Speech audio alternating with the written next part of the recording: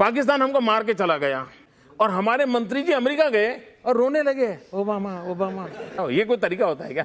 पड़ोसी मार के चला जाओ और अमेरिका जाते हो? अरे पाकिस्तान जाओ ना।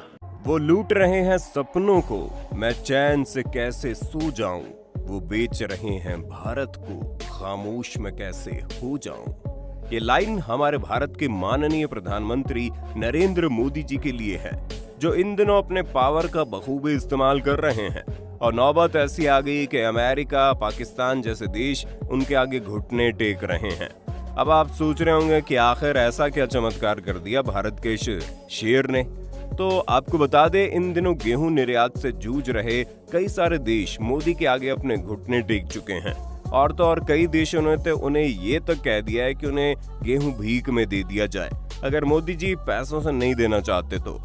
अब आप सोचिए मोदी जी ने कितना बड़ा कारनामा कर दिया है। लेकिन ऐसा कैसे संभव हुआ, तो चलिए जानते हैं आखिर ऐसा क्या हुआ जो मोदी जी के आगे लोगों ने गेहूं तक की भीख मांगनी शुरू कर दी है। दोस्तों, सबसे पहले हम आपको इस इंसिडेंट के बारे में याद दिलाते हैं जो साल 1991 में हुआ।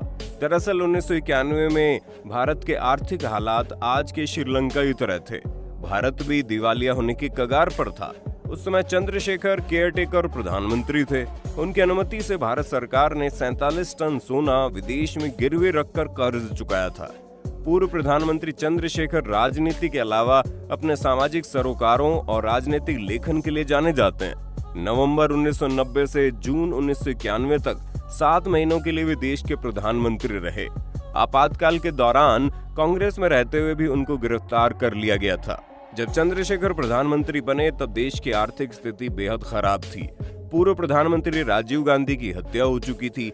राजनीतिक हालात भी अस्थिर थे। भारत की अर्थव्यवस्था भुगतान संकट में फंसी हुई थी। इसी समय रिजर्व बैंक ने सोना गिरवी रख कर्ज लेने का फैसला किया।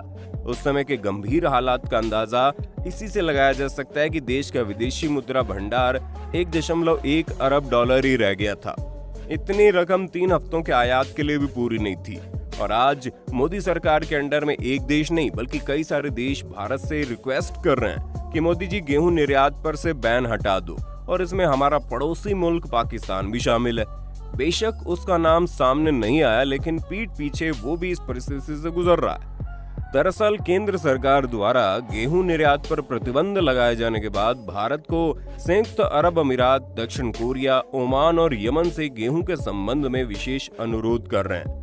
यूएई समेत कई देशों ने हमारे राजदूत के जरिए गेहूं निर्यात पर प्रतिबंध के संबंध में चिंता जताई है।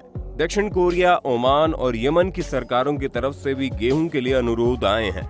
हालांकि बांग्लादेश या नेपाल से गेहूं के लिए कोई अनुरोध नहीं आया। बांग्लादेश भारत के कुल गेहूं निर्यात का आधा हिस्सा लेता है। रूस यूक्रेन युद्ध के कारण विश्व बाजारों में गेहूं की कमी की वजह से इस साल भारत से होने वाले निर्यात की मांग में इजाफा देखा गया। निर्यात के लिए गेहूं का प्रवाह रोकने का ये फैसला 2022-23 सीजन के 1.95 करोड़ टन के संशोधित लक्ष्य तक पहुंचने के वास्ते खरीद के संघर्ष के बाद आया। ये लक्ष्य 4.44 करोड़ टन के मूल खरीद अनुमान से लगभग 56% कम था। खरीद में इसीलिए गिरावट आई क्योंकि किसानों ने अच्छे दामों की चाह में अपना गेहूं निजी व्यापारियों को बेच दिया, जो राज्य द्वारा निर्धारित 2015 रुपए प्रति क्विंटल के एमएसपी से अधिक था। लेकिन सबसे अहम और जरूरी बात यह है कि अंतर्राष्ट्रीय मुद्रा कोष यानी IMF भीख मांग रहा है। जी हाँ, आपने सही सुना, IMF भारत के सामने भीख मांग रहा है, वो भी गेहूं के लिए, कि मोदी जी थोड़ा सा गेहूं पैसों से ना सही तो भीख समझ कर दे दो। वैसे ये भी बहुत रोचक बात है, और ये वही IMF है जिसने मनमोहन सिंह के राज में भारत की आर्थिक संप्रभुता को गिरवी रख दिया था। पर ऐसा हो क्यों रहा है? ऐसा क्या हुआ कि IMF भारत के आगे करबद्ध खड़ा है? और आखिर IMF क्यों दुनिया का पेट भरने के लिए भारत से भीख मांग रहा है? ये वास्तव में एक महत्वपूर्ण अवसर है कि IMF, विश्व व्यापार संगठन और पूरी पश्चिमी दुनिया भारत की ओर मुड़ रही है।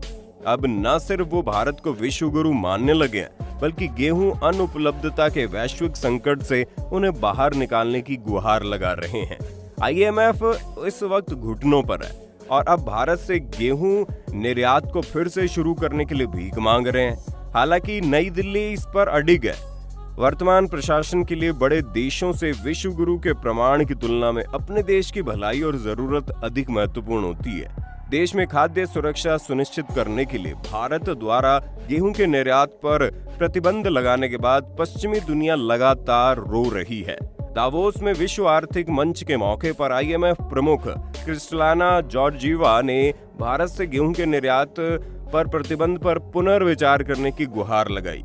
क्रिस्टालिना ने कहा कि मैं इस तथ्य के लिए सराहना करती हूं कि भारत को लगभग 1.35 बिलियन लोगों को खिलाने की जरूरत है और देश में खाद्य सुरक्षा सुनिश्चित करने के लिए भारत द्वारा गेहूं के निर्यात पर प्रतिबंध लगा दिया गया है। लेकिन मैं भारत से जल्द इस पर पुनर्विचार करने की भीख मांगती हूं।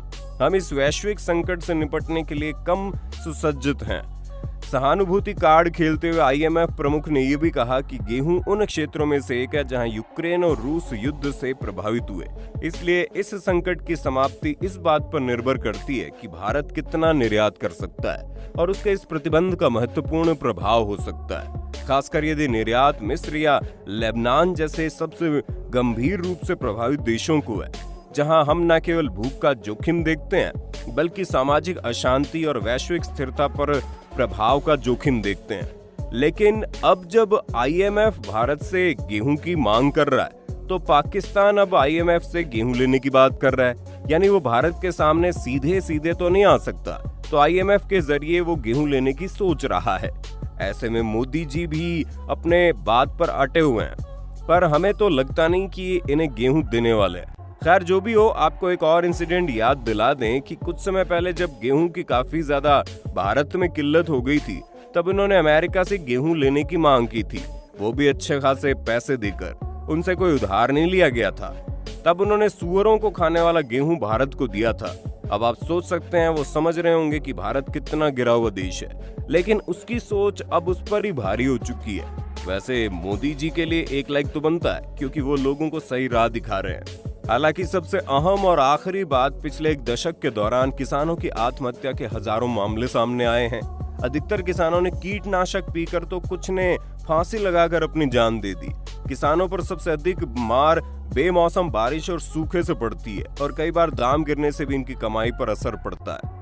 तो दोस्तों, आपको क्या लगता है, मोदी जी का ये फैसला सही है या गलत? अगर देखा जाए तो ये सही है, क्योंकि साल 1991 में भारत को गेहूं की काफी किल्लत हुई थी। तब किसी देश ने भारत की आर्थिक सहायता नहीं की थी, पर अब जब भारत अपना पलटवार कर रहा है तो मोदी जी को इस फैसले पर अटल रहना चाहिए, ताकि और देशों को भी पता चले कि भारत शान से जीता है। भले ही यहाँ के लोग अमीर ना हो, लेकिन किसानों से भारत बनता है और इसी को भारत कहते हैं। आपकी क्या राय, इस पर अपनी राय हमारे साथ साझा कर देना। मिलते हैं अगले वीडियो में, तब तक अपना ध्यान रखिए और हमारा इंतजार कीजिए। Bye bye.